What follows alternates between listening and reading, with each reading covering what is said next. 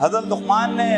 اللہ کا شکر کیا، اللہ سے شرک نہ کرنے کی دعوت دی، اللہ کا تعارف کرایا، عقیدے کا تعارف کرایا، اور اس کے بعد اب حضرت لقمان فرماتے ہیں اپنے بیٹے سے، یا بنی اقم الصلاۃ وامر بالمعروف وانہا عن المنکر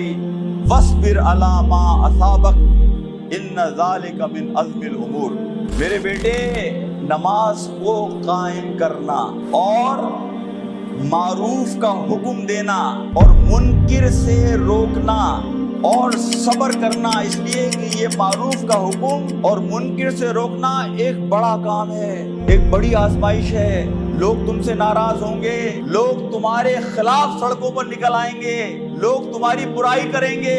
لوگ تمہیں تانے دیں گے، لوگ تمہیں گالیاں دیں گے، لیکن یہ کام بڑے صبر والا ہے۔ تو وہ لوگ جو صبر والے ہیں